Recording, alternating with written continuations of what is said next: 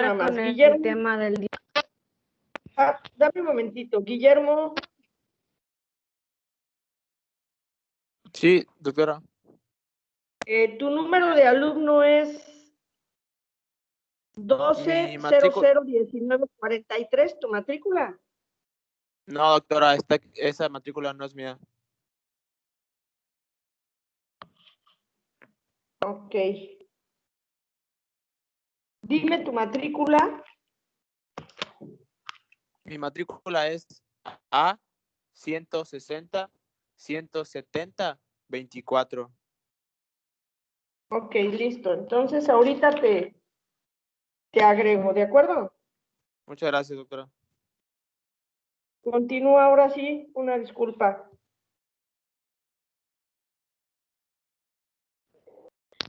Sí, bueno, quería ver si alguien me puede ayudar leyendo el caso clínico. Yo lo leo, Anita, si quieres. Ok.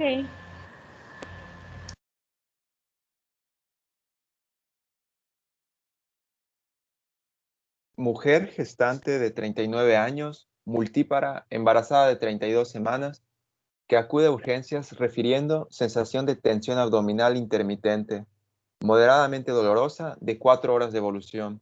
Niega comorbilidades, es fumadora de 15 cigarrillos por día, no consume alcohol ni drogas. Niega comorbilidades, refiere haber tomado antibióticos hace mes y medio por infecciones repetidas por Escherichia coli. Gestas 3, partos 1, cesárea 0, aborto 1, hijos vivos 1. Gracias. Disculpen, creo que repetí una frase.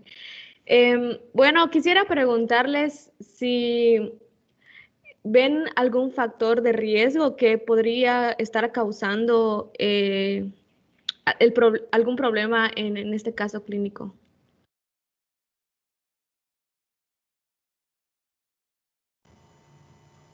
La edad.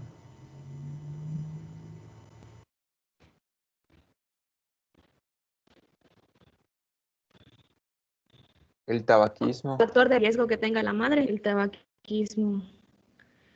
Hay uno muy importante. Las Que los infecciones dos anteriores. repetidas. Ajá, las infecciones repetidas.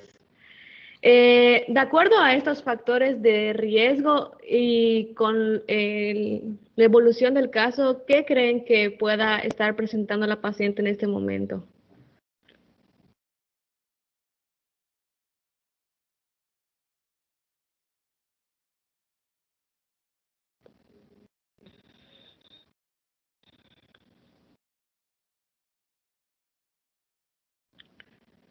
Bueno, por la tensión abdominal que tiene y el dolor que presenta, podríamos decir que ya es como un inicio de trabajo de parto, ¿no? Ujú. Pero, ajá, el trabajo de parto. Pero ¿Y qué? para antes. Mande. O sea, habría que hacer la evaluación igual, pero pues Ajá, por esos datos podríamos pensar eso, creo yo.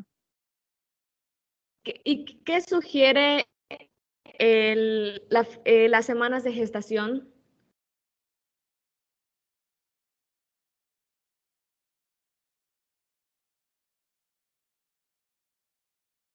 Pues las semanas de gestación que tiene aún no son de término, entonces sería algo prematuro. Ujú. Ok. No sé si quiere agregar algo más, doctora, antes de que haga la siguiente pregunta.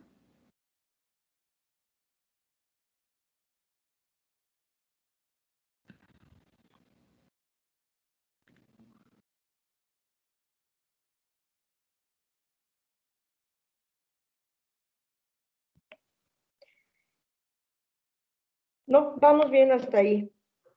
Ah, ok.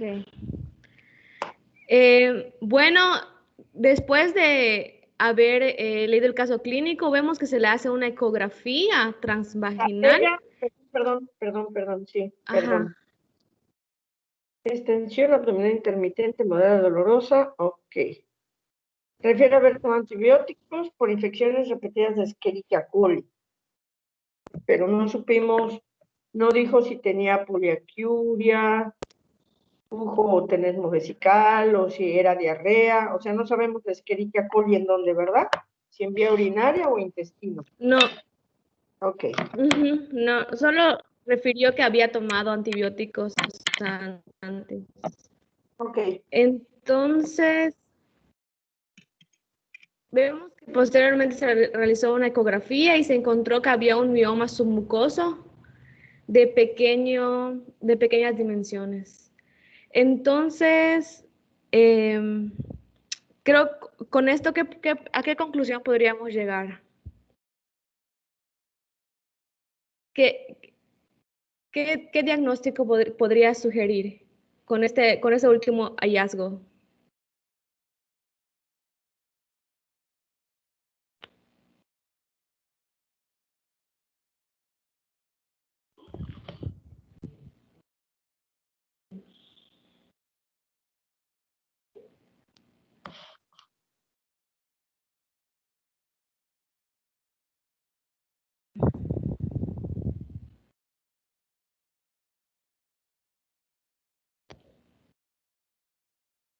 ¿Nadie?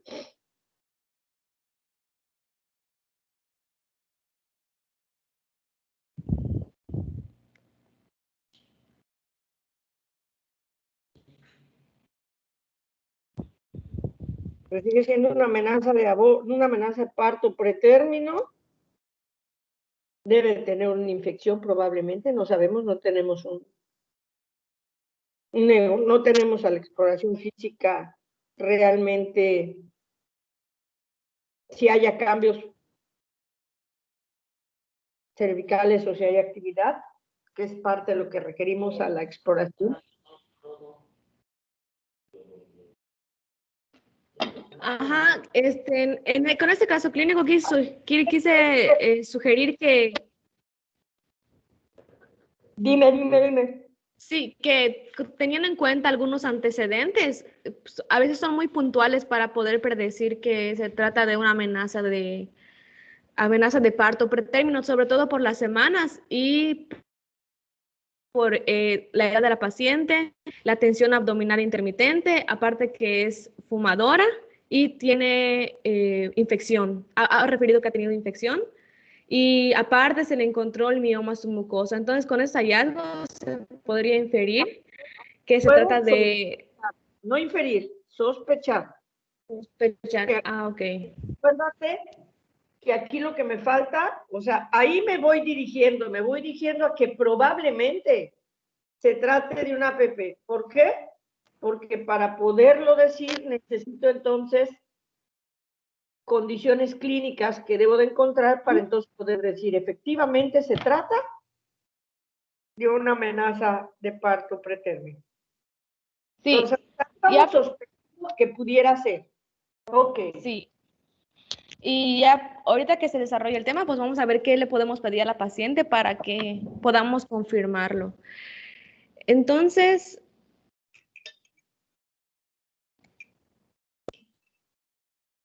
me avisan si se cambia la presentación. Ok. ¿Se ve en la Sí se ve. pantalla amarilla? Bueno, iniciamos, gracias, con lo que es definiendo lo que es un producto pretérmino, un bebé pretérmino. Se le dice que es un recién nacido que nace en una fecha demasiado temprana y también se le puede clasificar de acuerdo al peso, que si es de 1.500 a 2.500 gramos o si es de muy bajo peso, entre 1.000 a 1.500 gramos o de extremadamente bajo peso, que es de 500 a 1.000 gramos. También se le puede, de acuerdo al tamaño, de acuerdo a la edad gestacional, se le puede clasificar pequeño. O sea, lo normal sería entre el percentil 10 al 90, pero si es pequeño será menor al percentil 10 y si es en grande sería mayor al percentil 10. Entonces tenemos que un nacimiento pretérmino se va a considerar entre las semanas 20 a 36.6 semanas de gestación, es decir, antes de las 37 semanas de gestación. Y lo vamos a identificar porque puede haber cambios cervicales, que es uno de los mayores índices, mayor a 5, o sea, a una dilatación cervical mayor a 5 centímetros o de 2 a 5 centímetros antes de las 37 semanas. Y con esto podemos clasificar que el nacimiento pretérmino,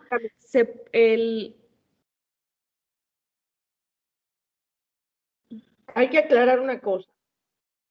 Estamos hablando de parto pretérmino y vamos a tener también la amenaza, ¿sí? Ajá, sí. Entonces, la amenaza es cuando puede haber actividad y modificaciones cervicales. ¿Sí? Y parto pretérmino, es decir, el que ya sabemos que va a ser parto es porque ya rebasen los 5 centímetros. Ahí ya no vamos a hablar de amenaza de parto pretérmino. Ah, ok. Sí, Porque sí, entonces, creo.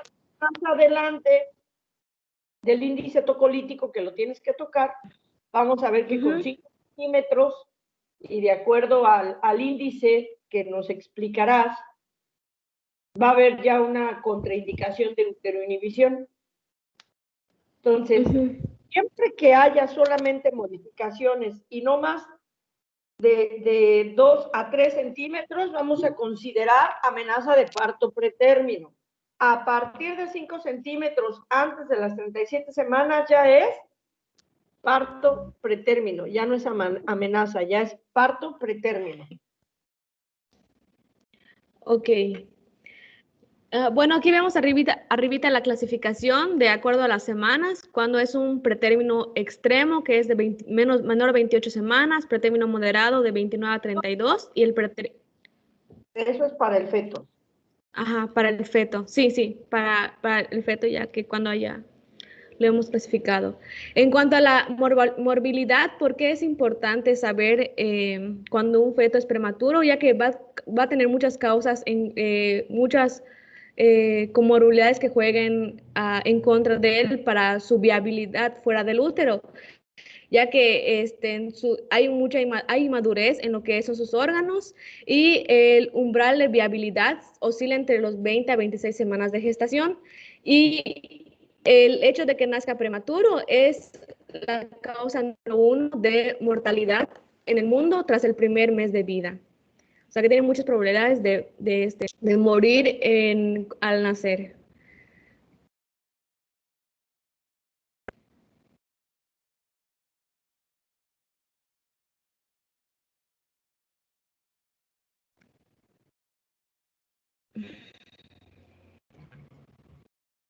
Bueno, aquí ¿se ve la presentación? ¿Cambió la diapositiva? Sí, ya cambió, dice causas.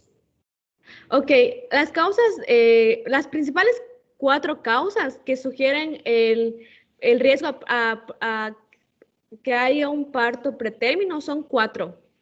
La primera es el trabajo de parto espontáneo inexplicado con membranas intactas. La segunda es que haya ruptura prematura de membranas.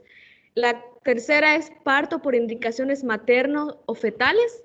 Y el último es que haya gemelos o nacimientos múltiples, o que haya multiparidad. En cuanto ahorita vamos a ver qué sugieren cada una de estas. En cuanto al trabajo pretérmino espontáneo, puede ser causado por una distensión uterina, por el estrés materno-fetal, cambios cervicales prematuros e infección. O sea, el trabajo de pretérmino espontáneo puede deberse a esas 4 causas, y ahorita vamos a ver qué es lo que causan, por qué produce el parto pretérmino estas causas. Primero tenemos la distensión uterina, que puede ser causado principalmente por polindramios o embarazos múltiples, ya que sabemos que cuando hay un embarazo múltiple o gemelar, lo principal es que el crecimiento uterino es mayor para la edad gestacional, y eso va a causar que se comiencen a expresar proteínas asociadas a contracciones, que es lo que tenemos como CAP. Esas proteínas van a causar que se induzca la maduración temprana del cuello de la matriz, y lo que se va a producir posteriormente como un borramiento, o sea, se va a empezar a abrir, ¿no?, el canal de parto. Y esto va a ocurrir principalmente por una cascada endocrina fetal y placentaria. Más adelante les voy a poner un diagrama para que lo podamos entender, que es cuando se aumenta la concentración liberadora de la hormona de corticotropina y estrógenos, que eso hace que aumente las proteínas asociadas a contracciones y por consecuente, pues haya lo que es la maduración del cuello de la matriz. Otro factor es el estrés materno-fetal. Hay muchos factores estresantes, ya que como es la violencia psicológica, puede estar causado por la obesidad, diabetes, el hecho que tenga infecciones, pueden igual afectar a lo que es el feto. En cuanto a los efectos adversos que podemos tener debido a esto, puede ser el nacimiento del feto muerto, el desarrollo anormal del feto y pues otro más es el parto pretérmino, que es lo que vamos a ver. Y ese es el eje del que quería hablarles, de todo lo que se desarrolla en cuanto a lo que se activa la cascada, que habíamos hablado hace rato, es el eje endocrino placentario suprarrenal. Este eje es un sistema de retroalimentación positiva en el cual aumentan los niveles de la hormona corticotropa en sangre del bebé y a su vez va a hacer que la placenta aumente en la placenta, en el bebé, aumenten en lo que son las glándulas suprarrenales el estrógeno y el cortisol. El estrógeno y el cortisol van a causar sabemos que durante el desarrollo del parto, el útero se encuentra en un estado de, por decirlo así, inactividad uterina. Sabemos que hay contracciones como son las de Braxton Hicks, pero son muy escasas, son poco frecuentes e irregulares. Pero al haber el aumento de estas hormonas esteroideas, estrógenos y cortisol, esta va a alterar, la inactividad uterina se va a alterar, lo que va a causar que comiencen lo que son las contracciones y el dolor. Y también y como consecuente lo principal es la alteración de la maduración del cuello uterino. Otro factor, otra causa son las infecciones. Como vimos en el caso, la paciente tenía lo que es la Escherichia coli, que es la principal causa de infección por vía vaginal. Y vamos a tener que se puede transferir de muchas maneras. La infección puede llegar al bebé de muchas maneras, ya sea aquí como vemos en la imagen que tenemos a la derecha, puede ser por vía hematógena, en la cual va a haber una transferencia transplacentaria de la infección.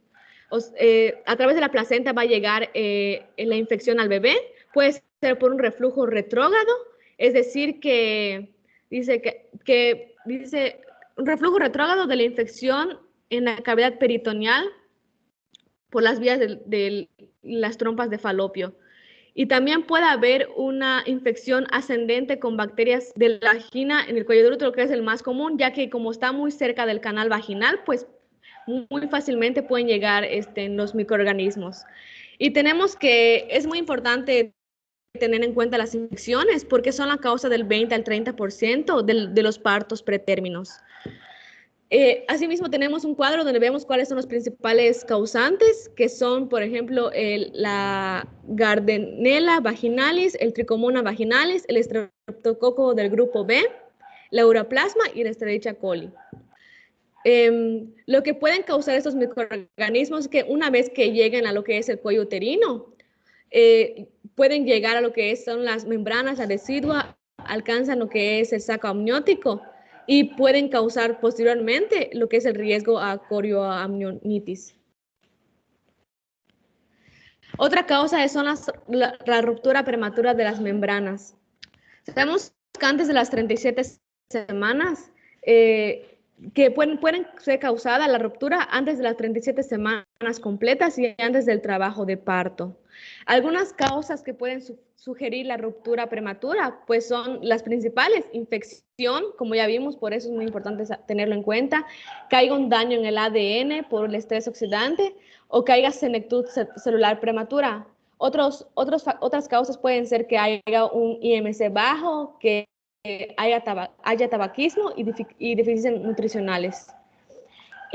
Lo que causa fisiológicamente la ruptura es que haya aumento de apoptosis en los componentes de la membrana celular, que se expresen proteasas, líquido amniótico, y eso cause que la membrana se debilite y pueda romperse fácilmente. Como habíamos visto, el embarazo múltiple es un factor de riesgo, ya que, como vimos, la distensión uterina aumenta la contractilidad miometrial.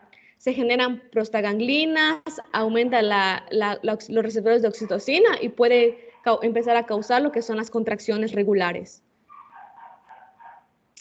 Algunos antecedentes que podemos tomar en cuenta para determinar si la paciente puede tener amenazas de parto pretérmino, es que haya tenido una amenaza de abortos. Como vimos en el caso clínico, la paciente tenía un aborto, y factores de riesgo en el estilo de vida, como ya repetimos, adicción a drogas, toxicomanías, que tenga baja estatura, pobreza, déficit de vitamina B, factores genéticos, o sea, que en su familia haya casos, enfermedades periodónticas, que el intervalo entre los embarazos sea muy corto, que haya tenido también un parto pretérmino anterior, y como recapitulamos, las infecciones.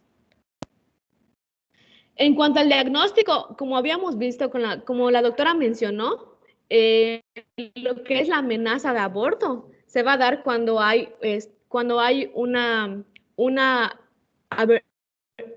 borramiento de lo que es el canal o del cérvix de 2 a 3 centímetros. Y la amenaza de parto pretérmino, los síntomas son dolor abdominal bajo y calambres. La paciente puede referir dolor lumbar, presión pélvica, flujo vaginal aumentado, y también podemos ver lo que es el manchón o sangrado. Se puede ver un flujo claro, rosadito, o un ligero sangrado. Y vamos a ver, como dijo la doctora, el borramiento del cérvix del 50%. Un ¿Sí, segundito. doctor? No hablé de amenaza de aborto, sino hablé de amenaza de parto. Ah, sí, disculpe. Perfecto. Ok, continúa. Tenemos los síntomas definitivos, o sea, que nos pueden decir que la paciente ha entrado en lo que es el parto prematuro, que es la actividad uterina regular acompañada de borramiento y dilatación del cérvix. El diagnóstico lo vamos a hacer cuando hay actividad uterina de entre las 20 y 37 semanas de gestación, o sea, antes de las 37 semanas. Documentamos, mejor dicho, la exploración, lo que son la intermitencia de lo que son las contracciones. Es decir, que cuando encontremos de 6 o 8 contracciones en 1 hora o 60 minutos, podemos sugerir que ya ha entrado en... como vemos aquí, puede ser 2 en 10 minutos, 4 en 20 minutos o 6 a 8 en 1 hora. También podemos verificar si hay ruptura de membranas o si las membranas están intactas, pero hay una dilatación de 2 a 5 centímetros. Es decir, que el borramiento ya haya llegado al 80%. Y también podemos confirmarlo con lo que es la prueba de la fibronectina positiva. La fibronectina es una glucoproteína que hace que lo que es el saco amniótico queda adherido a lo que es el revestimiento del útero. Entonces, cuando se altera, ya sea por una infección, por una inflamación o por algún caso, esto se puede interrumpir y hace que pueda entrar en lo que es puede afectar lo que es para que induzca lo que es el parto pretérmino.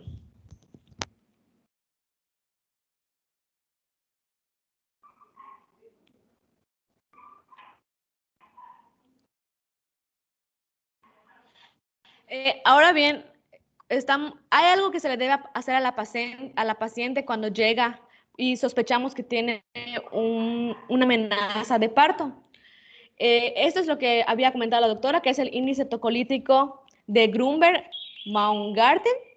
Y el índice este índice tocolítico nos va a ayudar a clasificar cómo se encuentra el útero, cómo está evolucionando la actividad uterina. Y vamos a ver que nos va a ayudar ayudar son 4 parámetros que mide, que son las contracciones, la ruptura prematura de membranas, si hay hemorragia o sangrado y dilatación. Y de acuerdo a la puntuación que le demos a la paciente una vez que se haya hecho la exploración, pues vamos a ver el tratamiento que vamos a abordar. Ahí vemos en el cuadro de abajo que dice grado 1, índice tocolítico de 1 a 4 puntos. Vamos a sugerir lo que es el reposo, porque realmente es una amenaza muy leve. En el grado 2, y ahí vamos a encontrar o clasificar un índice de 5 a 10 puntos. Ahí vamos a aplicar lo que son ya los tocolíticos, que es la uteroinhibición parenteral. En el grado 3, pues ya va a haber un índice tocolítico mayor, será a 10 puntos y va a mejorar vamos a tener que aplicar lo que son maduradores fetales para evitar la hipoxia. Ahorita vamos a ver qué es lo que vamos a aplicar en estos casos. ¿Hay algo que quiera agregar, doctora, en lo del índice tocolítico? No, está muy bien. Nada más vean ustedes entonces cómo cuando un índice tocolítico nos da mayor a 10, pues obviamente ya hay una contraindicación para uteroinhibir. Se dice que en realidad es a partir de una puntuación de 6. ¿Por qué? Porque una puntuación de 6 nos estaría hablando, por lo menos, de una dilatación de 2 o más centímetros y con actividad importante. Y obviamente este índice, no sé si lo vas a decir más adelante, finalmente este puntaje lo que nos dice es el porcentaje que tenemos de posibilidad de poder detener ese parto pretérmino, es decir, el éxito que pueda tener nuestra tocólisis para que ese bebé en ese momento no nazca. Y obviamente también dependerá mucho de la integridad o no del amnio, pero obviamente en amnios íntegro el puntaje nos representa un porcentaje de efectividad para, obviamente, alargar la evolución de ese embarazo en semanas de gestación y obviamente saber que esa exposición, porque ya hay una apertura con una modificación, no nos expone a una comorbilidad mayor, ¿no? La presencia o no de infecciones, etcétera, etcétera. Entonces, eso es importante. ¿Continúa? Doctora, una pregunta. Bien. ¿Cómo sabemos si es rotura alta o rotura baja de la bolsa? ¿Perdón? ¿Cómo sabemos si es rotura alta o rotura baja de la bolsa? Eso realmente no lo sabemos. Lo que tú puedes inferir puedes inferirlo cuando la paciente te dice tuve salida de líquido y te la refiere como tal, o puedes inclusive tener una muestra en una cristalografía, una prueba de citracina en papel que te diga positivo, o que encuentres arborización de lechos en la laminilla y que digas efectivamente hay salida, pero sientes íntegro el amnios y por ultrasonografía sabes que hay líquido. Puedes inferir una ruptura alta y que obviamente solamente se haya roto una de las 2 capas y por desplazamiento la segunda esté cubriendo esa ligera perforación y que haya podido haber escape líquido, pero la infieres. Es a lo que llamamos, puede ser una ruptura alta. Una ruptura baja, pues es obvio, está rota la bolsa por debajo en la presentación y ya hay salida evidente líquido. Pero realmente la infiere. No es que haya un método para poder determinar si fue alta o fue baja. Ok, gracias. No existe el término de ruptura baja. Más bien siempre han oído que dicen, probablemente es una ruptura alta, porque significa que al tocar yo, estoy tocando amnios íntegro y sé que hay líquido porque siento abombamiento o porque en el ultrasonido veo líquido. Entonces es cuando de alguna manera inferimos y decimos, probablemente es una ruptura alta.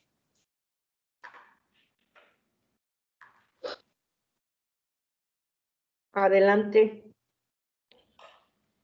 Bueno, un tratamiento profiláctico para prevenir lo que es el parto pretérmino es el cerclaje cervical. El cerclaje cervical se usa principalmente cuando se observa que la madre tiene un cuello uterino corto. Entonces, para evitar posibles riesgos, se hace como profilaxis el cerclaje.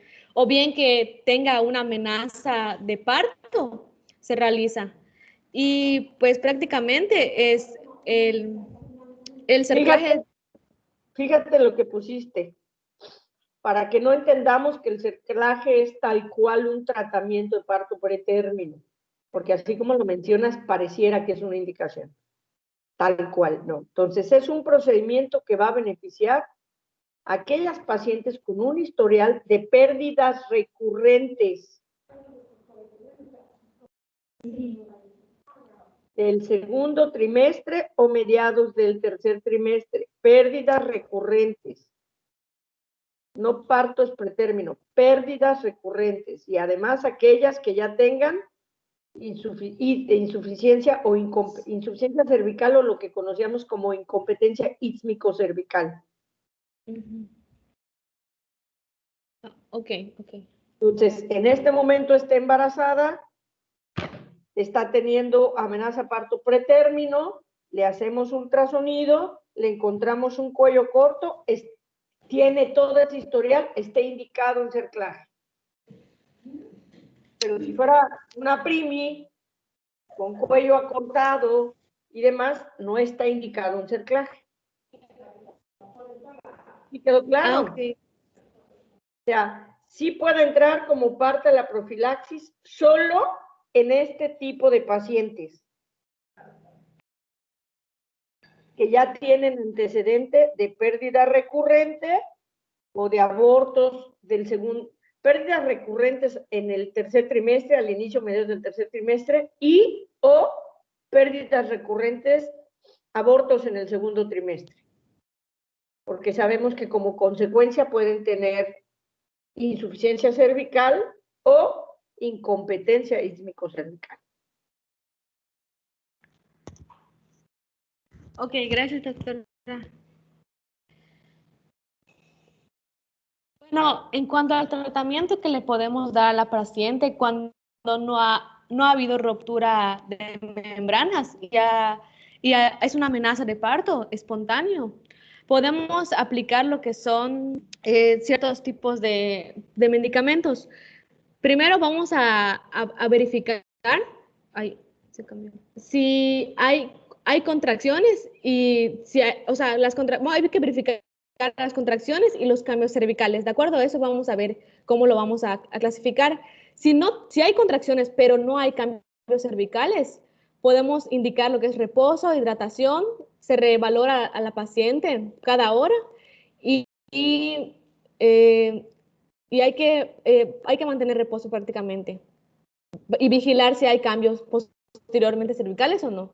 Cuando ya hay un borramiento mayor al 80%, es decir, que ya la dilatación es de hasta 5 centímetros, es cuando están indicados los tocolíticos. Ahorita vamos a ver que hay contraindicaciones, pero se prescriben lo que son los tocolíticos, corticoides si la gestación es menor a 34 semanas, antibióticos, pero hay que verificar igual si hay infección. Y este punto igual, doctora, no sé si está, porque había leído que sí, que si no progresa, no se mantiene, pero igual leí que sí se mantiene, así que no sé, por 48 horas. Otra vez. El último punto de que dice acá, si no progresa, se mantiene por 48 horas, lo que son los tocolíticos. Pero no, en la GPC leí que no se mantienen.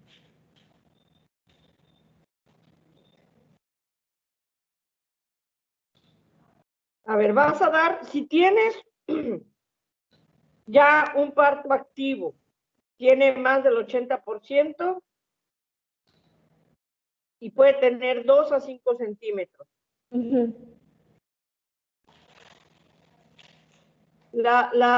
Los tocolíticos se deben de mantener al menos 48 horas porque es lo que requieres para, en el pretérmino, ¿qué es lo que vas a buscar? Tratar de madurar, que pase la latencia de madurez y en los casos necesarios dar protección, neuroprotección, y requieres al menos 48 horas. Obviamente, si dentro de ese tiempo del inicio de la maduración, la paciente ya llegaron las 48 horas, o sea, lo continúas 48 horas que cubres este tiempo. No ha progresado, ya lo retiras.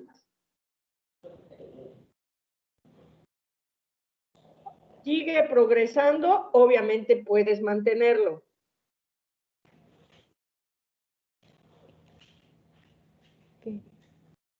O sea, a lo que se refiere el mantenimiento es, por ejemplo, el esquema con un medicamento en particular que es el atosiban, antagonista oxitocina, tiene un esquema que cumple precisamente 48 horas y lo terminas y ya, y tiene buena respuesta.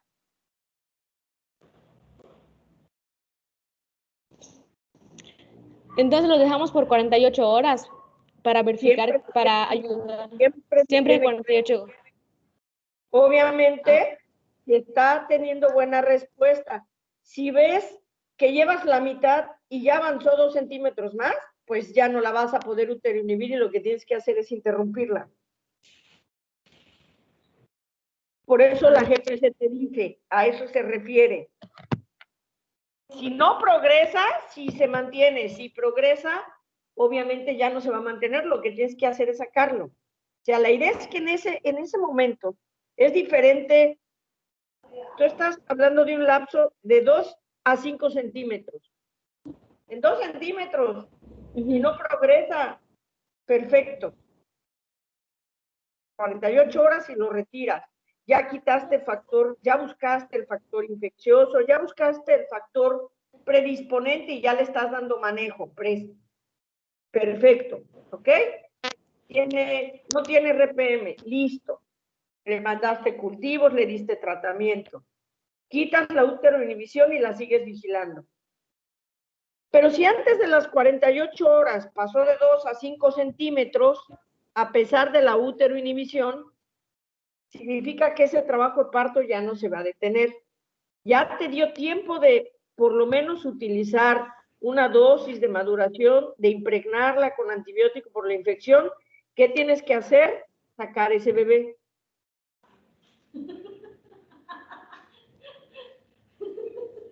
Ok.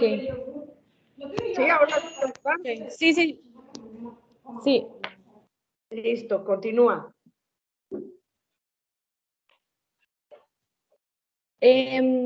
Bueno, como acaba de decir la doctora, pues acaba de mencionar que si ya avanzó lo que es el aumento de los centímetros cervicales, pues lo mejor sería interrumpir, porque los tocolíticos pues no van a evitar el parto pretérmino, pero lo podrían retrasar, ¿no? Entonces hay ciertas contraindicaciones, ya sean fetales o maternas. Las fetales serían que haya muerto el feto, que haya una malformación fetal, que haya pérdida del bienestar fetal o que el embarazo sea mayor a 37 semanas. Y en cuanto a las maternas sería que haya hipertensión, que es una preeclampsia o eclampsia grave, la infección intrauterina, hemorragia materna o que la paciente padece alguna patología y el fármaco no está indicado en ese caso. Y uno de los 4 fármacos indicados principalmente serían el atosiban, la ritodrina, la indometacina y el nifedipino. Aquí vemos en esta diapositiva qué es lo que realiza cada uno y la dosis que se debe aplicar. El atosiban, como dijo la doctora, tiene buena respuesta, dijo eso, porque es un antagonista de la oxitocina. La indometacina está indicado, investigué que era en la amenaza de pretérmino menor a 32 semanas.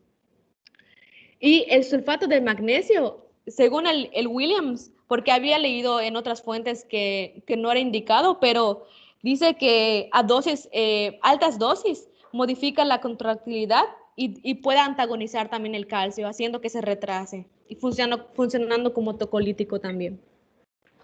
Claro, hay que recordar, bueno, el ideal obviamente hoy día es el atosiban, pero desafortunadamente aquí a Lorán llegó apenas hace unos meses, no teníamos atosiban, había en el ISSSTE, en el IMSS a veces había, a veces no había.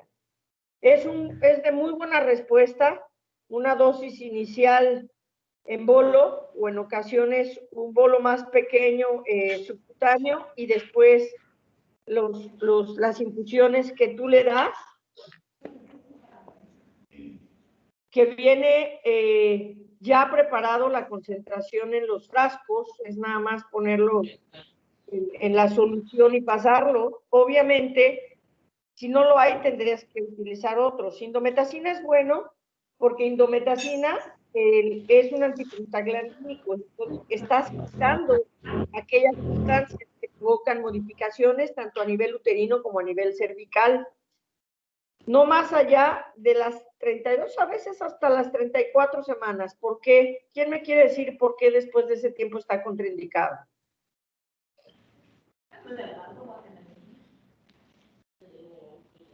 ¿Alguien dijo algo?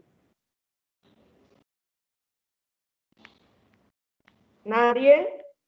Quien está presentando debió de haber leído por qué indometacina después de las 34 semanas no.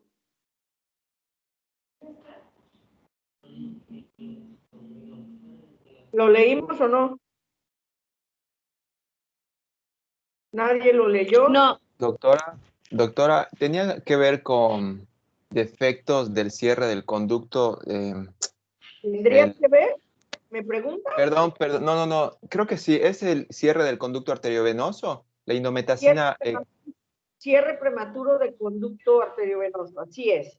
Entonces, por eso no se utiliza después de semanas. Obviamente también hay que recordar que es efectivo, por ejemplo, en tratar el polidramnios. Entonces también hay que manejar la dosificación adecuada y con vigilancia, porque también puede producir olivo.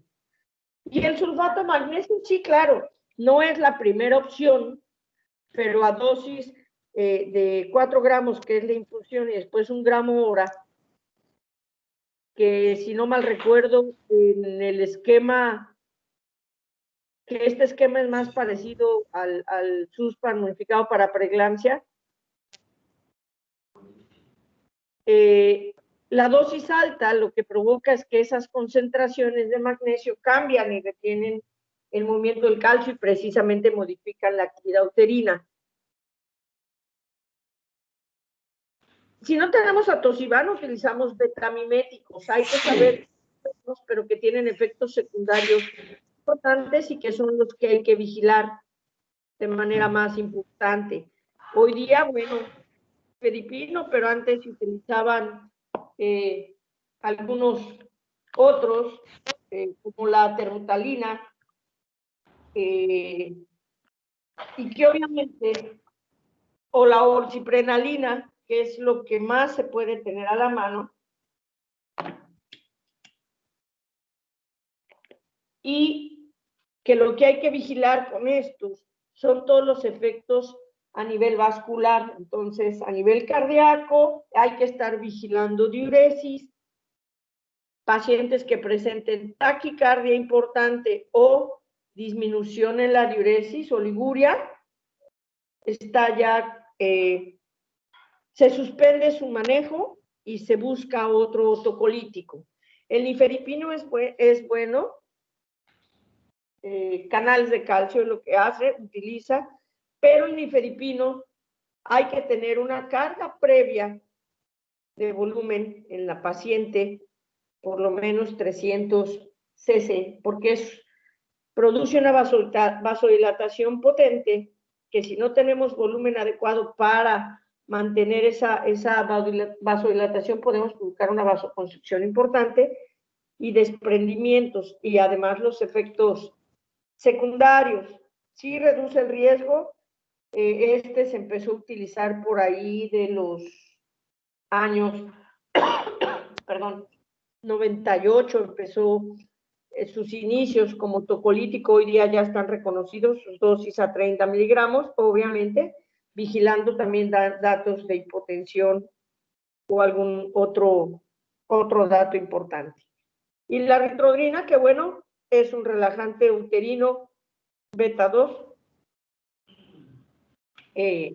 pero que pues sí inhibe a las dosis que tiene ahí su compañera, pero que no lo tenemos a la mano. Debemos saber que sí existe, que sí hay, pero bueno, al menos en el sistema de salud, en el ORAN, no lo tenemos. Entonces nosotros manejamos, depende, el médico puede ser orciprenalina, nifedipino, sulfato o atosiban. Y obviamente dependerá del que tengamos disponible. ¿La terbutalina está disponible? La terbutalina sí, todavía existe. Esa yo aprendí, yo la utilizaba como tocolítico. Utilizamos terbutalina, después llegó el inicio del nifedipino y indometacina y sulfato magnesio. Hoy día hay muchos mejores, hablando en general de antagonista oxitocina, que es atosiban, que sería el ideal, pero que no está en todos lados y que su costo, como vienen en una dosificación de 3 diluciones diferentes, el costo es alto. Y tiene que usarse completo, si no, no tiene efectividad. Y obviamente, si utilizas la mitad del tratamiento, estás desperdiciando la otra parte, ¿no? Entonces, a veces por eso, por el costo no está tan disponible. A nivel del sector salud, no estoy diciendo afuera es distinto.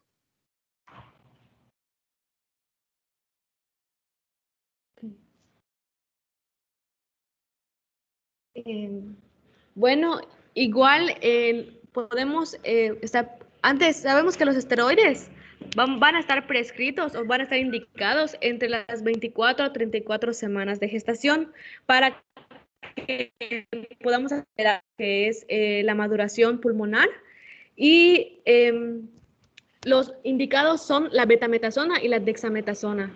Tenemos que la betametasona se aplica 12 miligramos intramuscular cada 24 horas, se aplican 2 dosis, y la dexa son 6 miligramos intramuscular cada 12 horas, serían 4 dosis.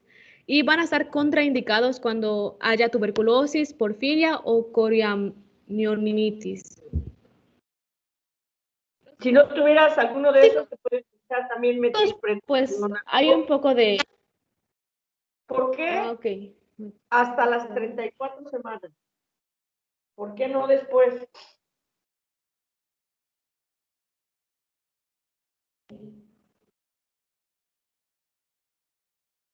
Porque lo que es... Hay que entender por qué en ese lapso.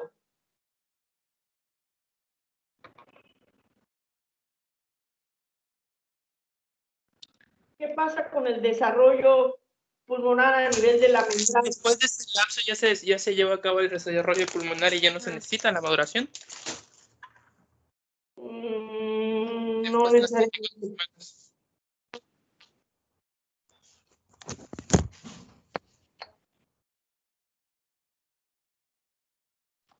Antes no va a haber respuesta, ¿no? ¿Se acuerdan del desarrollo en la membrana? ¿Quiénes son los encargados o qué estimula para el surfactante? O sea, ciertamente después de esa etapa, pues ya hay capacidad de los neumocitos tipo 2, de los cuerpos mamilares, para poder liberar, de los cuerpos laminares, perdón, para poder liberar o producir surfactante. Antes no. Entonces, antes no vas a tener a quién estimular para ayudar a la producción de surfactante, y después ya tiene la capacidad, pero también como un efecto secundario, a diferencia de la indometacina, que va a provocar el cierre prematuro, el corticosteroide provocaría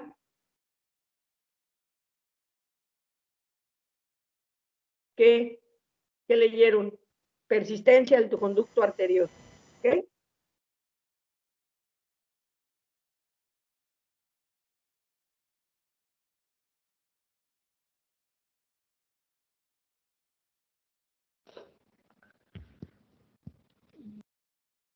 ¿Quedó claro?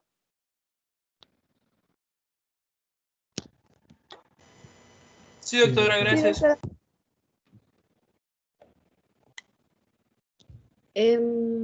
Bueno, otra indicación es los antibióticos, que su uso es un poco controvertido, pero no hay indicaciones para retrasar lo que es el parto, o sea, no se pueden utilizar. Solo no, o sea, no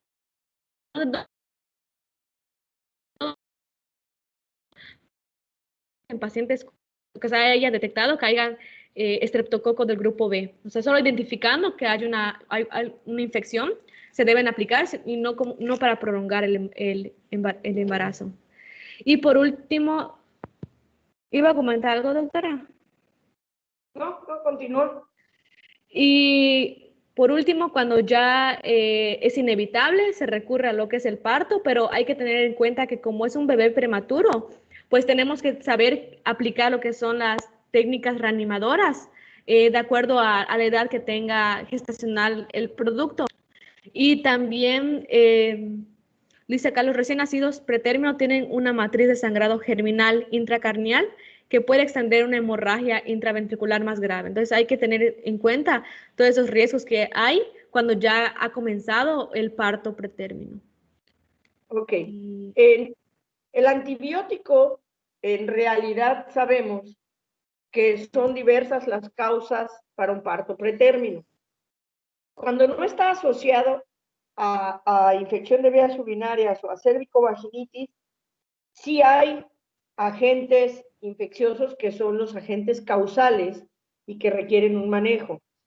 Si hay agentes que sean asociados a infección de vías urinarias, estará indicado dar el antibiótico para estos.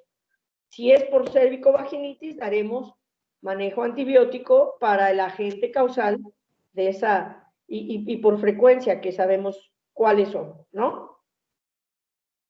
Ureaplasma, cuando no hay, por ejemplo, cuando no hay IBU o cuando no hay cervicovaginitis, es uno de los agentes causales más frecuentes y bueno, habrá que cubrir con antibiótico, perdón. Obviamente ya en un pretérmino que ya no pudiste parar la evolución, la decisión del parto será de acuerdo a la edad gestacional, por lo que está mencionando su compañera. Denme un segundo.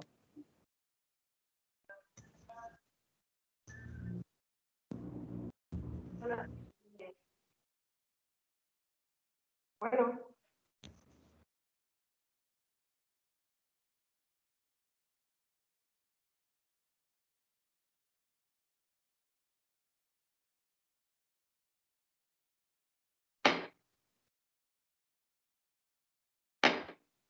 Hola Alberto, buenos días. Perdón, era nada más para decirte que tenemos que estar en vigilancia por la paciente de ayer de Izamal. Me habló la doctora Bermejo. Entonces, nada más, si quiere que le mandemos por WhatsApp la lista de todos los que estuvimos ayer en labor. Nada más para que ella sepa y obviamente pues vigilar si alguien desarrolla síntomas. ¿Vale? Bueno, ok, bye. Perdón, una disculpa. Hablamos en cuanto a la decisión del parto. Cuando ya es inminente el parto pretérmino, precisamente por esta complicación de que puede haber un sangrado intracraneal, aquellos productos pretérmino que no tengan las condiciones de calotas óseas, de huesos craneales duros, como para poder elegir un parto vaginal con todos los cuidados, obviamente una episiotomía amplia, abreviar el periodo expulsivo, la vigilancia anteparto o transparto, y el personal indicado para la reanimación, porque va a ser un prematuro, es importante. Pero si es un bebé que tiene una base ósea blanda aún, va a ser un producto que la elección de la vía del parto va a ser abdominal. Entonces, de ahí la importancia que además de que sepamos la edad gestacional y valoremos inclusive el peso, productos menores de 2,400, lo ideal es sacarlos vía abdominal, precisamente para evitar que haya compresión de la cabeza y que con ello se vaya a desarrollar un sangrado que nos dé una hemorragia interventricular que obviamente le va a provocar un daño, una hipoxia y un daño irreversible a ese producto. Entonces, cuando es inminente el parto en un pretérmino, hay que ver edad gestacional, valorar clínicamente cómo se encuentra y decidir la vía de interrupción. No necesariamente todos son parto. Obviamente, un producto no viable y que sabemos que las condiciones van a ser totalmente desfavorables, pues aseguraremos el futuro obstétrico de la mamá. Pero en todo producto que tenga una viabilidad importante será protegerlo, obviamente, y obtenerlo por la vía más adecuada para que tenga disminución en la morbimortalidad.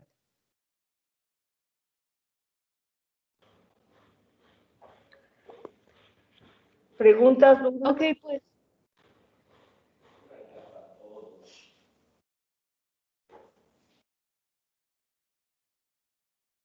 Continúa. Eso fue todo con parto pretérmino. Seguiría ahorita lo que es parto posttérmino. Ok.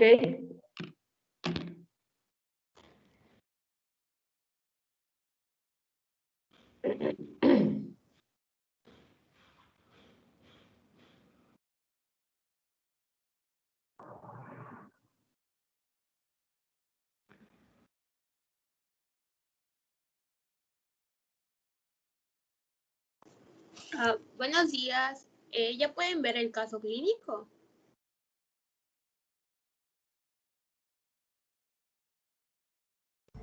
Sí se ve.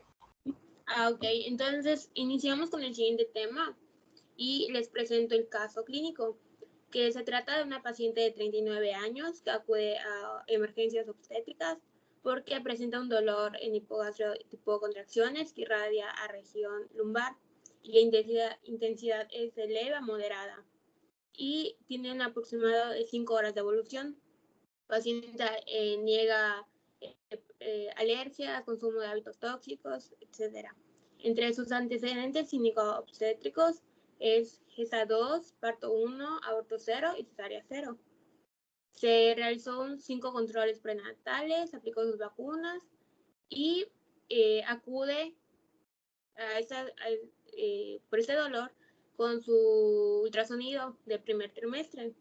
Y pues se calcula que actualmente tiene 42.3 semanas de gestación. Se realiza monitoreo fetal y tiene 140 frecuencia cardíaca fetal.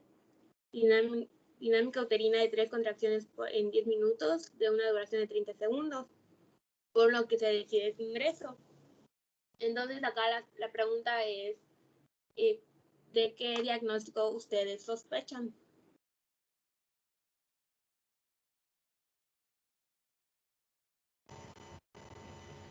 Pues ya está en trabajo de parto y se tardó 2 semanas de más en entrar. Exacto. Entonces, ¿ustedes qué harían en esta situación? ¿Cuál sería su conducta a seguir? Si ya aquí te dicen que se ingresó.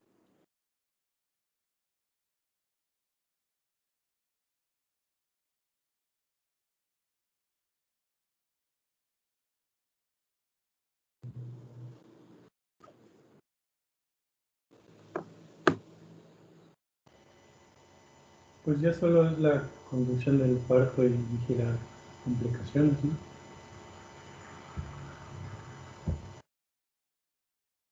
Entonces, en su seguimiento de esa paciente, el ginecólogo pues es de turno pues él indica que se tiene que iniciar la inducción de parto con oxitocina. Y entonces, monitoreo fetal, y a las 2 horas se vuelve a realizar una valoración y ya se presenta una dilatación de 8 centímetros, un borramiento del 80% y está en primer plano. Luego de otras 2 horas se vuelve a una nueva valoración y se tiene 3 contracciones en 10 minutos a 30 segundos, una dilatación de 10 centímetros y un borramiento del 100%. Membranas íntegras, sigue en primer plano.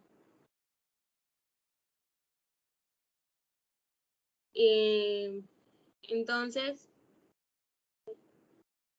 la resolución de este caso fue que se decidió cesárea por un descenso de parto prolongado y se obtuvo producto bioúnico, fue masculino, le dieron un Apgar de 8,9, perímetro cefálico de 48 y pesó 3.900 gramos.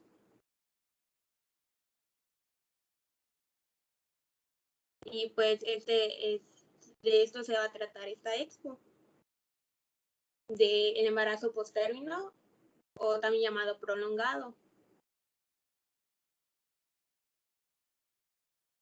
Bueno, se define como aquel embarazo que es superior a 42 semanas o 294 días, según la fecha de última menstruación. La OMS también lo define, aparte del anterior, como 14 días después de la fecha probable de parto. Y entre su incidencia de este tipo de embarazos es un rango entre el 4 y 14%, teniendo una media de 10%.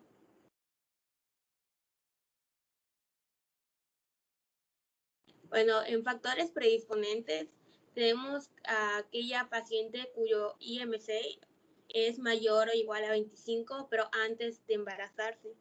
También existen algunos genes maternos que predisponen.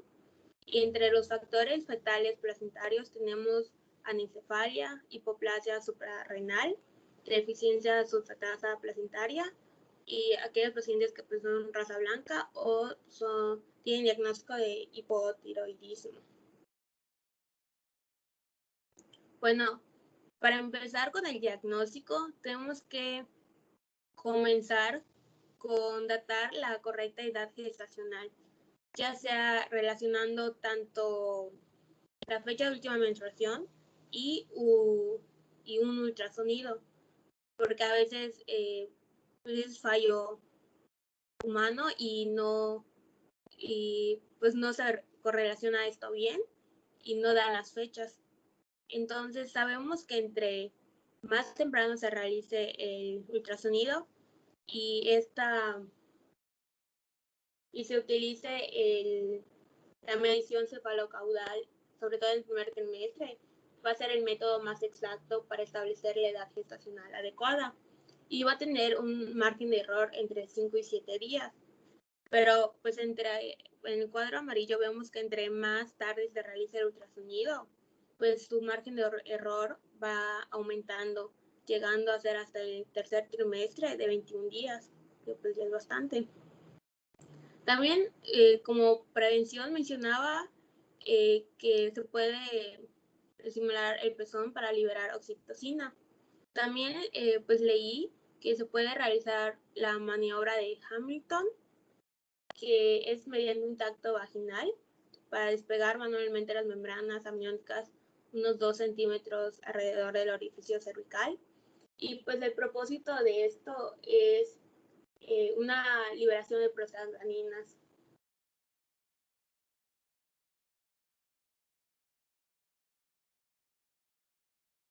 Pero dice que esa maniobra requiere pues cierta dilatación y también puede presentar algunos riesgos como corioamnionitis, ruptura de membrana, sangrado, sobre todo en placentas previas o bajas no diagnosticadas, pues dolor durante el procedimiento. Doctora, ¿quiere agregar algo? Aquí es importante, esta maniobra hay que hacerla con sumo cuidado precisamente porque al despegar las membranas sí provocas cierta expulsión de moco, de mayor moco con sangre o un poco de sangrado, pero como estás tocando y estás tocando el cervix, estás separando las membranas, también puedes provocar efectos vagales, ¿no? Obviamente, claro, lo primero es saber que no haya una membrana, una placenta previa, porque entonces estaría contraindicado, por supuesto, pero estamos hablando del parto postérmino sin mayor, sin otra patología agregada, y obviamente esto se hace para despertar la liberación de, provocar, perdón, la liberación de prostaglandinas y despertar el inicio de un trabajo de parto, porque es una de las causas del por qué no se esté desarrollando y que va a haber múltiples. Y la manera en que podemos ayudar para empezar a evaluar una evolución adecuada del mismo es una maniobra de Hamilton. Y obviamente evaluar por qué, porque sí, ciertamente tú hablas de que el postérmino es aquel que rebasa las 42 semanas y en tu caso clínico que nos pusiste, bueno, tuvo una buena, aparentemente buena evolución en cuanto al borramiento y la dilatación, pero sin un descenso. Y ya por el peso, pues obviamente era un bebé macrosómico y que obviamente en los postérminos es uno de los riesgos, productos macrosómicos y el riesgo de una distocia de hombros. Pero, sin embargo, hay muchos otros riesgos previos que hay que evaluar en los embarazos postérmino. Cabe aclarar que si bien uno de tus compañeros cuando dijo, bueno, el diagnóstico ya está porque tiene 42, hay que meterle e inducirla. Normalmente este tipo de pacientes, ya hay descritos muchos artículos en la literatura que a partir de la semana, una vez que llegan a la semana 40 y entre la 40.5 y la 41.4, pueden alcanzar hasta un 50% de mortalidad fetal intraparto, porque al ser postérmino va a haber cambios a nivel placentario, disminución en la superficie de intercambio de flujo de oxígeno, y que estos bebés pueden llegar a tener procesos de hipoxia repetitivos precisamente porque tienen menor superficie de intercambio. Y que entre las 41.5 y las 42 semanas, es decir, de las 41.5 en adelante, alcanzan hasta el 70% de probabilidad de muerte transparto. Entonces, obviamente en estas pacientes lo que está indicado es hacer una prueba de tolerancia a la oxitocina o una prueba de trabajo de parto con vigilancia y evaluar la respuesta para saber si tenemos una buena reserva fetoplacentaria, obviamente una evaluación de la placenta con ultrasonido para ver que no esté senescente, que no esté ya envejecida, que no tenga calcificaciones que nos van a disminuir la superficie de intercambio y evaluar la respuesta del bebé para saber si vamos a poder dejar evolucionar a un trabajo de parto. Eso es sumamente importante. Continúa. Sí. Dentro de la fisiopatología, vamos a ver el síndrome de posmadurez, disfunción placentaria, el sufrimiento fetal y oligohidramios y restricción del crecimiento fetal. Ahorita vamos a ver. Bueno, en el síndrome de posmadurez vamos a encontrar las características de estos bebés es que su piel es arrugada, sobre todo en palmas y plantas, y también su piel va a estar descamada. Vamos a encontrar un cuerpo largo y delgado y pues se le conoce como madurez avanzada porque sus bebés van a tener los ojos abiertos, van a estar en un estado de alerta. También sus uñas van a estar largas y en la imagen se muestra un bebé de 43 semanas y pues ven que está descrito como el libro. En cuanto a la disfunción placentaria, sabemos que la apoptosis placentaria es mayor en la semana 41-42 en comparación con la semana 36-39. También otro de los factores que yo les mencioné. Después Sí. de las 41, entre las 41 y las 42, hay mayor posibilidad precisamente porque hay mayor apoptosis en la superficie placentaria. Entonces, si tú decides simplemente, por ejemplo, tu caso 42.3, someterla solamente a inducción, el riesgo que durante la inducción o durante la evolución del trabajo de parto se presente hipoxia severa, pérdida de bienestar o muerte transparto es alta.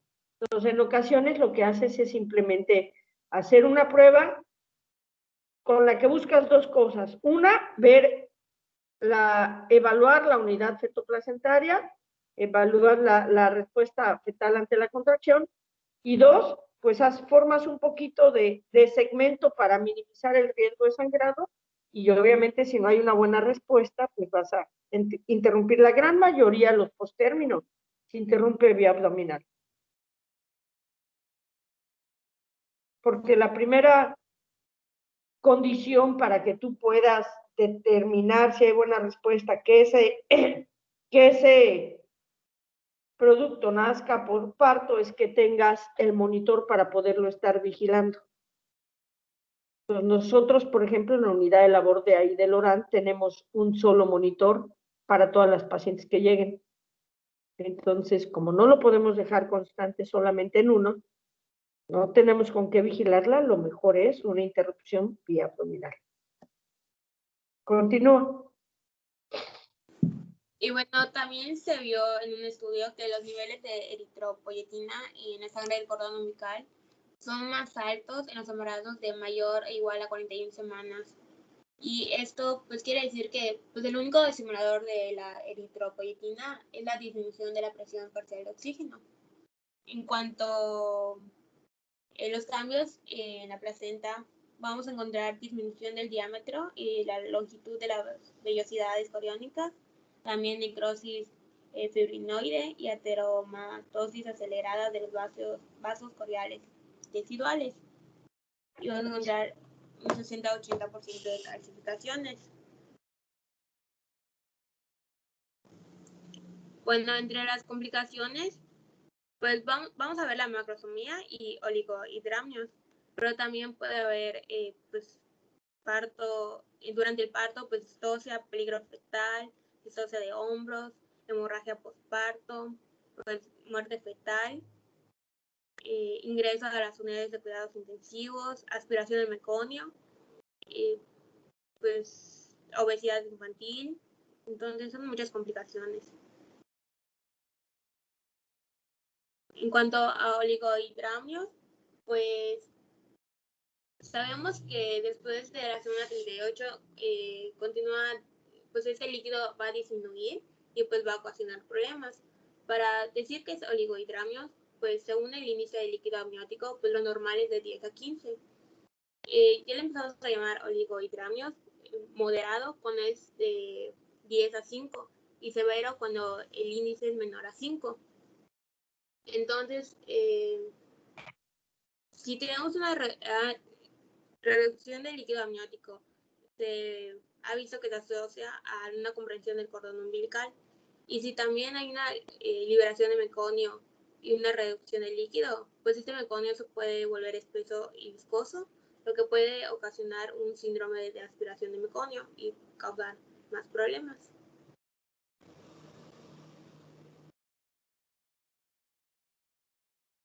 En cuanto a la macrosomía,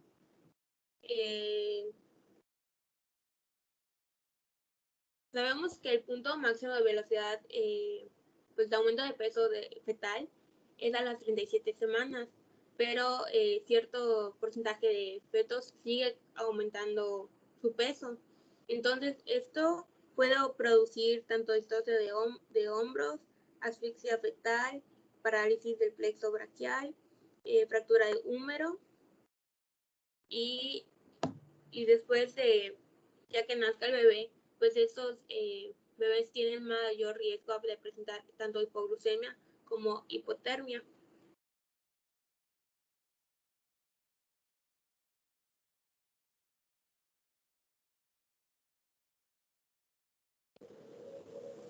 Bueno, el manejo, pues hay dos básicamente hay dos vías. Uno es la inducción del parto y el otro es el manejo expectante de vigilancia. Para decidir si inducción, bueno, entendí que se utiliza el puntaje de Bishop. Este tiene diferentes parámetros, que es si existe o no dilatación y de cuántos centímetros es esta, si existe borramiento, también consistencia, la posición y la altura de presentación. Entonces, Williams, ¿sí? Sigue, ahorita te digo. Bueno, Williams maneja un puntaje menor de 7 y lo llama como un cuello uterino desfavorable. Esto quiere decir que la inducción de trabajo de parto con puntajes cervicales pues, más bajos se relaciona a un riesgo más elevado tanto de la inducción fallida como trabajo de parto prolongado y cesáreas. Y en cuanto a la vigilancia expectante, pues las pruebas más idóneas para detectar si hay compromiso fetal sería el registro cardiotocográfico externo, medición del líquido amniótico a través de ultrasonido y vigilancia a través de Doppler. Entonces, el Williams nos maneja este algoritmo que va a depender tanto de las semanas que tenga la paciente como si presenta o no complicaciones. Acá nos menciona que si tienen 41 semanas y complicaciones como hipertensión y oligohidramias, pues enseguida se lleve a trabajo de inducción. La inducción se puede llevar a través de pues, la maniobra de Hamilton, maduración cervical con prostaglandinas u oxitocina. Ahora, si la paciente tiene 41 semanas, pero no presenta complicaciones, pues aquí maneja como vigilancia o pues supongo que si no avanza, pues trabajo de inducción. Pero si presenta entre las 42, terminando ya para la 43, pues se va directo con trabajo de inducción. Ok. Bueno, aquí obviamente es un algoritmo que maneja el Williams, que es un libro anglosajón y que en las salas de tococirugía de ese país, obviamente, tienen un monitor por paciente. Entonces ellos consideran que un embarazo de 41 semanas que no tenga complicaciones, lo sigues vigilando hasta que llegue a la 42.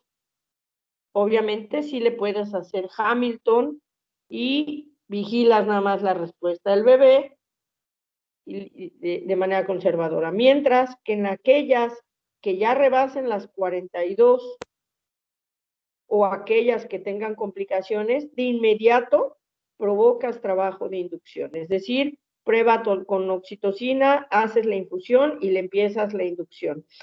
¿Cómo voy a decidir qué paciente inducir o no? No solo la escala de Bishop o puntaje de Bishop es para el postérmino, es para todas las pacientes.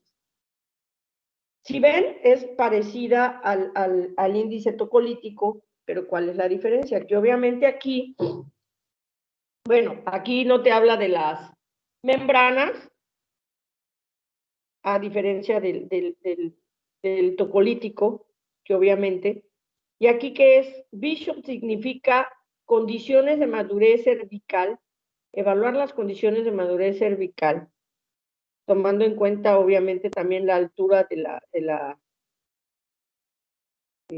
la presentación y esa variedad de presentación, para poder hablar de si una inducto-conducción o una inducción y posterior conducción va a ser efectiva.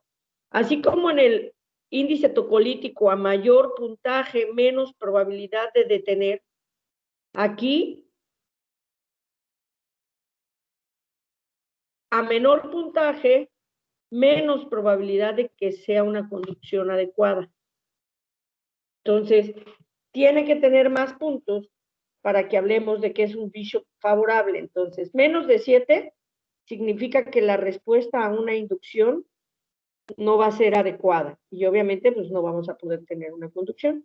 Entonces, se evalúa para poder saber de inicio si vamos a tener éxito o no en nuestra inducción y después en la conducción. Si tuviéramos un índice adecuado para inducción, bueno, podemos empezar a hacer una inducción, pero tenemos que vigilar y ante cualquier dato anormal de nuestro registro, además de pruebas de bienestar fetal como un perfil biofísico, con o sin Doppler, que podamos hacer ya valoración de arteria cerebral media, de arteria umbilical que tenga adecuados flujos, podría proseguir. Si vemos alguna alteración, pues obviamente entonces va a ser una paciente que se va a tener que interrumpir vía abdominal.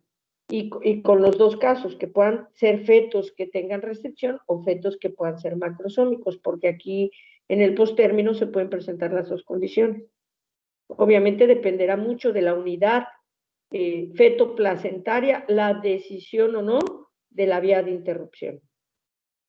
Y obviamente de una evaluación de Bishop, pero insisto, el Bishop es para todas las pacientes, no solo para estas, para todas aquellas pacientes que lleguen a las 40 semanas y quieras decidir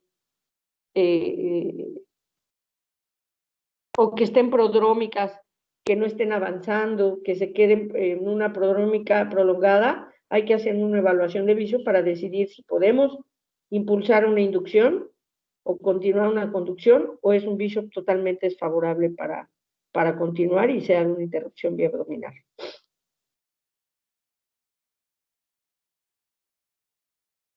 Continúa. Pues era todo. ¿Dudas? ¿Preguntas?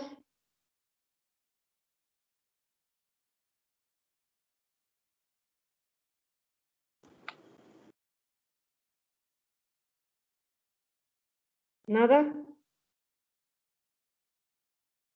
Bueno, nos vemos entonces el lunes, chicos. Pasen buen fin de semana. Cuídense mucho porque con esta reapertura hay más casos y esperemos no tener rebrotes importantes. No bajen la guardia, protéjanse, por favor. Sí, doctora, gracias. Igual usted. Gracias. Doctora, gracias. Igual. Hasta luego. Nos vemos. Gracias. Gracias, doctor. Bye. Hasta el lunes, doctora, gracias.